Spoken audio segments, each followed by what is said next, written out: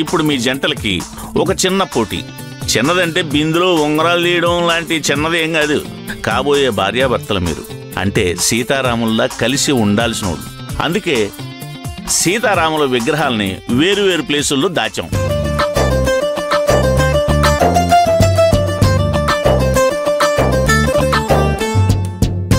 అమ్మాయి రాముల వారి విగ్రహం, అబ్బాయి సీతమ్మ వారి విగ్రహం తీసుకురావాలి.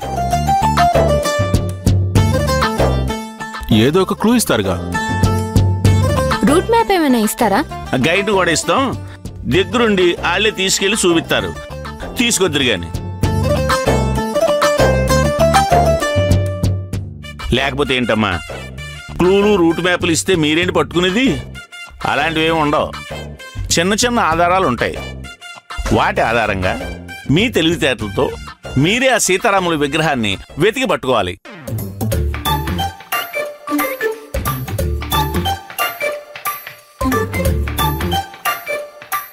ఏ జంట అయితే ముందుగా తీసుకొస్తుందో ఆ జంటనే అత్యుత్తమ జంటగా నిర్ణయిస్తాం. అయినా ఇలాంటి పోటీలు అవసరమా? విగ్రహాలు వెతికి పట్టుకోమని మిమ్మల్ని ఏం అడవులకు పంపించడం లేదు. అవి ఇక్కడే ఉంటాయి. మీరే వెతుక్కుని తీసుకురావాలి. ఇక్కడ మీరు వెతికేది విగ్రహాలు కాదు, మీ రాముణ్ణి, మీ సీతని. వెళ్ళి వెతకండి.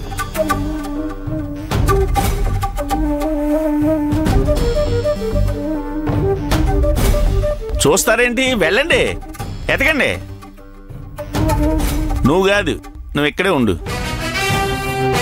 పెళ్లి చేయండి అంటే వీడు వింత వింత పోటీలు పెట్టి విసిగిస్తున్నాడు. విగ్రహం తీసుకురానంత మాత్రాన భూమి నాది కాకుండా పోతుందా?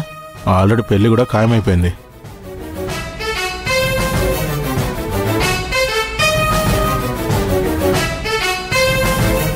అయినా నాకెందుకు రాముడు? నేను చెప్పింది వినేవాడు కావాలి. కానీ ఈ మాధవ్ ఎలాగో ఓనర్కి ఎక్కువ, పనోడికి తక్కువ కాబట్టి వాడి మీద పెత్తనం మందేగా.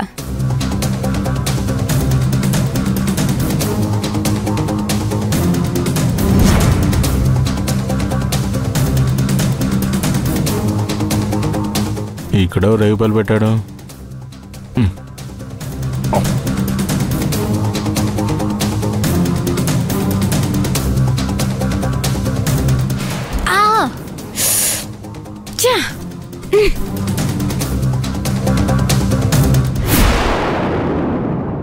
అమ్మో అమ్మో అమ్మో, ఆ వీడియో గనక రాఘవ చూసుంటే మనం ఇన్ని రోజులు పడ్డ కష్టమంతా బూడిదలు పోసిన పన్నీర్ అయిపోయేది కదే. ఆ మేనేజర్ గాడు మన పాలిట దరిద్రంలా తగలడ్డాడు. నేనింత మాట్లాడుతున్నా నువ్వేం ఆలోచిస్తున్నావే? ఈ పెళ్లి జరిగే వరకు ఇలాంటివి చాలా ఉంటాయమ్మా. వాటన్నింటిని ఎదుర్కోవడానికి మనం సిద్ధంగా ఉండాలి. ఆ స్మితని కంట్రోల్లో పెట్టుకోవాలి. మహాలక్ష్మికి మనం ఎలాంటి క్లూలు ఇవ్వకూడదు. అన్నింటికంటే ముఖ్యంగా రాఘవకి అనుమానం రాకూడదు. మాధవ్ భూమిలు ఇంకా ప్రేమించుకుంటున్నారనే విషయం హరిప్రసాద్కి రాఘవకి తెలియకూడదు. అడుగడుగున గండాలంటే ఇవేనేమోనే.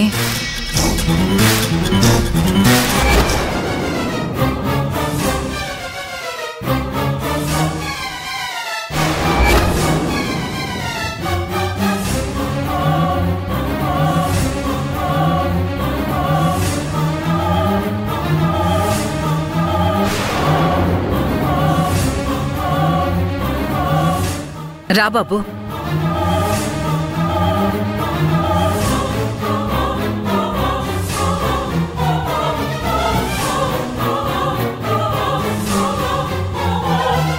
మీరిలా చేస్తారని అసలు అనుకోలేదు లైక్యా. మిమ్మల్ని నేను చాలా నమ్మాను. నా నమ్మకాన్ని మీరు మోసం చేశారు. మొత్తం వినేసినట్టున్నాడు. అయిపోయే, ఇన్ని రోజులు పడ్డ కష్టమంతా పాయే. ఎందుకిలా చేశారు? అది హరిప్రసాద్ ఇంట్లో జరిగిన విషయాలు మీకెలా తెలుస్తున్నాయి? మా అక్క హరిప్రసాద్ ఇంటికి వెళ్ళిన విషయం నీకెలా తెలుసు? ఆ రోజు కూడా అంతే. వాళ్ళ ఫ్యామిలీ రిసార్ట్కి వెళ్ళిన విషయం నీకెలా తెలిసింది? అంటే మా మాటలు వినలేదన్నమాట. అందరి ముందు కోప్పడితే మీరు ఫీల్ అవుతారు అని నేను అక్కడ గట్టిగా అడగలేదు. ఇప్పుడు చెప్పండి, ఆ ఇంట్లో జరిగే విషయాలు మీకెలా తెలుస్తున్నాయి?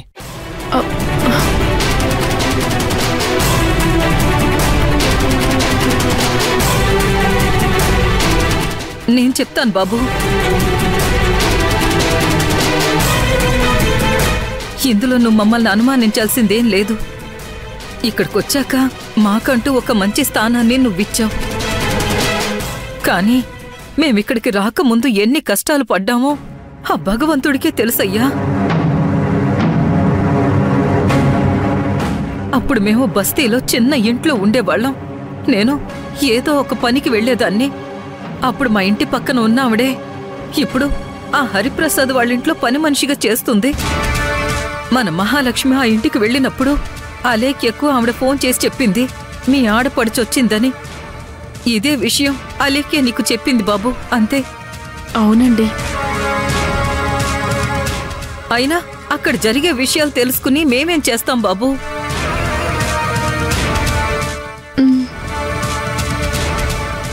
ఆ ఇంటితో మనకు ఎటువంటి సంబంధం లేదు. ఇకపై ఆ ఇంటి విషయాలు ఇక్కడ ప్రస్తావించొద్దు. మీకు నచ్చనివేవి నాకు నచ్చవు బావా. కానీ వదిన గురించి కూడా ఎందుకు చెప్పానంటే మీరు వద్దు అనుకున్న తర్వాత కూడా అక్కడికి వెళ్లడం వల్ల అనవసరంగా మాటలు పడి మీ పరువు, వదిన పరువు, మన ఇంటి పరువు పోతుందని చెప్పాను. సరే, ఈ టాపిక్ ఇక్కడితో వదిలేయండి. అమ్మా, టైంకి భలే కవర్ చేసావమ్మా. ఇవన్నీ ఎక్స్పీరియన్స్ తో వస్తాయే, నువ్వు త్వరగా నేర్చుకోవాలి.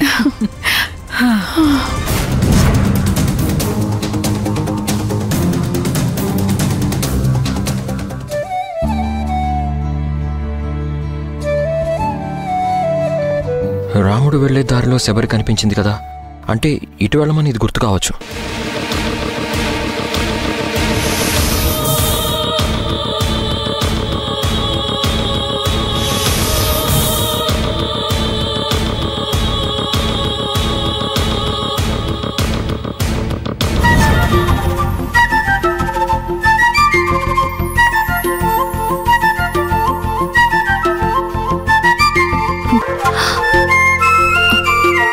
దూరమైన రాముడు దగ్గర కాబోతున్నాడన్న ధైర్యాన్నిచ్చింది హనుమంతుడు.